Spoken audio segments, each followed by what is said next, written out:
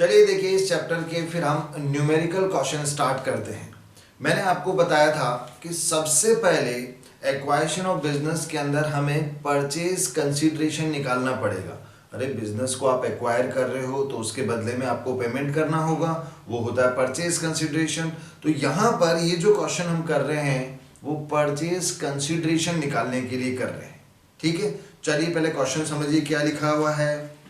From the following is the balance sheet of Smith and Sons as on 31st March 2020। Balance sheet हमें given है, capital है, general reserve है, loan है, creditors है। Assets में building, plant, investment, debtors, stock, bank और deferred revenue expenditure. Deferred revenue expenditure क्या बताए थे मैंने? फिक्टिशियस एसेट्स होते हैं। जब हम इस एसेट्स को ऐड करेंगे तो इसको इंक्लूड नहीं करते हैं, ये फिक्टिशियस एसेट्स है। आगे देखिए, on the above data Smith Limited acquired the business of Smith and Sons, calculate the amount of purchase consideration. तो अब यहाँ पर जो स्मिथ लिमिटेड है वो इसको परचेज कर रही है, तो परचेज कंसीडरेशन पूछा है।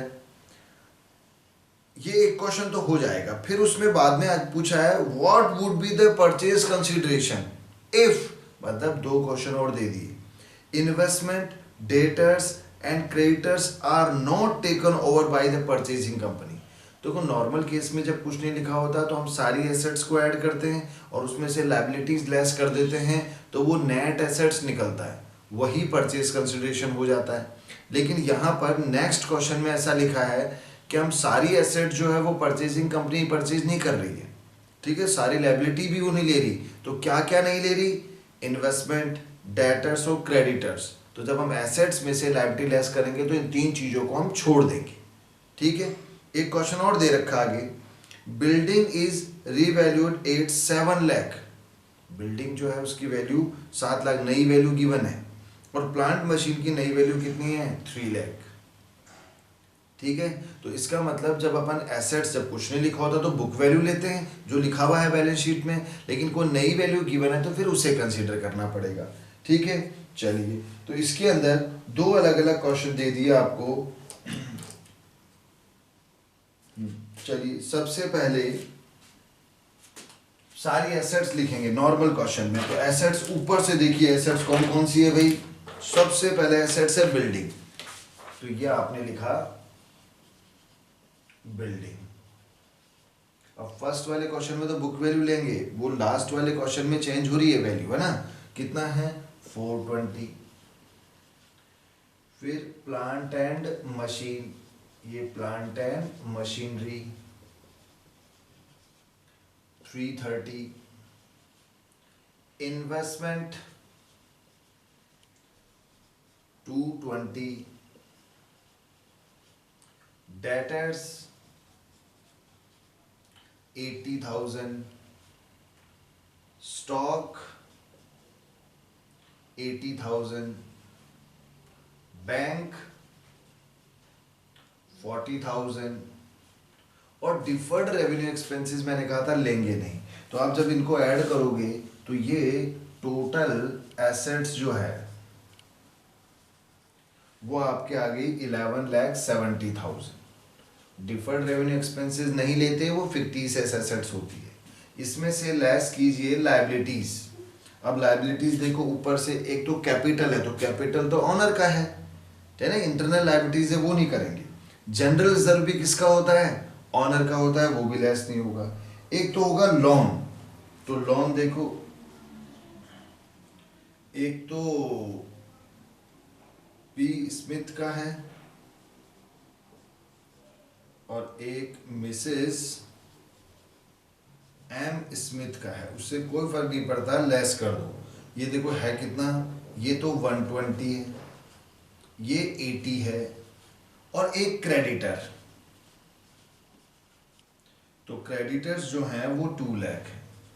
जब आपने इसे पूरा टोटल किया तो ये कितना हो रहा है भाई? 4 लाख।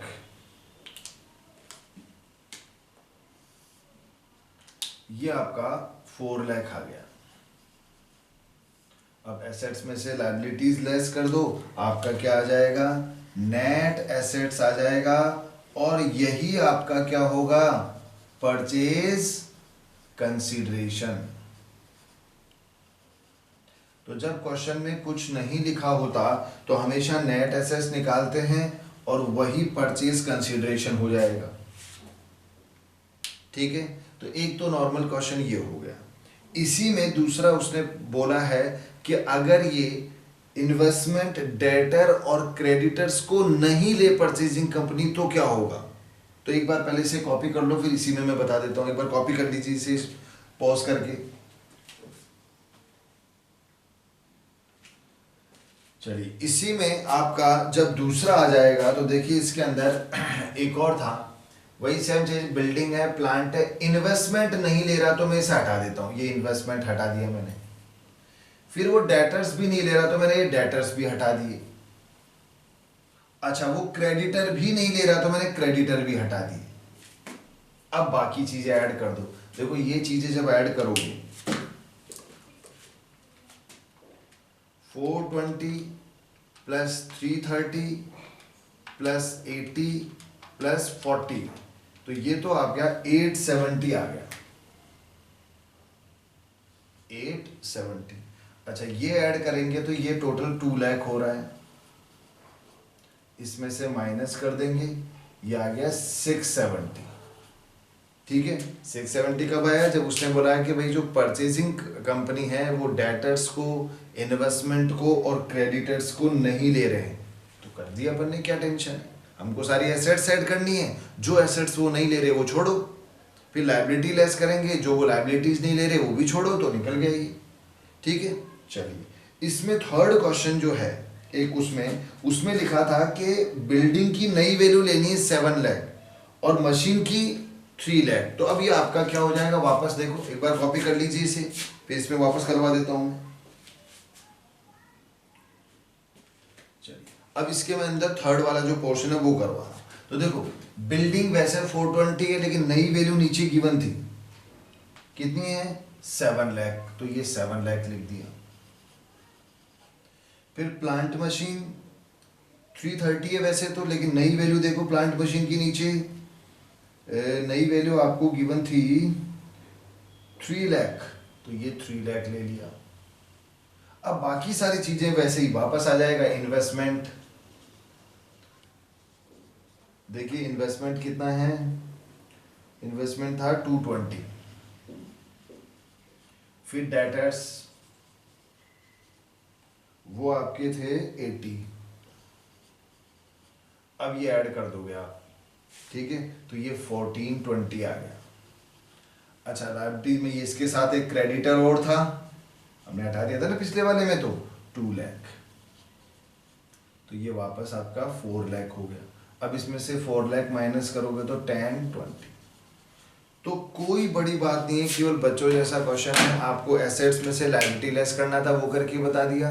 दूसरी बार उसने बोला कि नहीं नहीं साहब, सारी एसेट्स और लायबिलिटी नहीं ले रहा, ये इन्वेस्टमेंट हटाओ, डेटर हटाओ, क्रेडिटर हटाओ, तो वो हटा के हमने निकाल दिया। तीसरे में उसने बोला कि भाई ये जो बिल्डिंग है और प्लांट मशीन है इसकी नई वैल्यू लेनी है, तो नई वैल्यू लिख के फिर सॉल्व कर दिया। कोई फर्क पड़ा क्या, नहीं, तो सिंपल है। तो कभी भी क्वेश्चन में परचेज कंसीडरेशन के बारे में कुछ नहीं लिखा हुआ तो परचेज कंसीडरेशन तो निकालना पड़ेगा। ठीक है, तो हमेशा कैसे निकालोगे, एसेट्स में से एक्सटर्नल लायबिलिटी लेस करते हैं, नेट एसेट्स आता है और वही परचेज कंसीडरेशन होता है। ठीक है, तो एक बार आप इसे ट्राई कीजिएगा, कोई दिक्कत हो तो पूछ लीजिएगा। Thank you.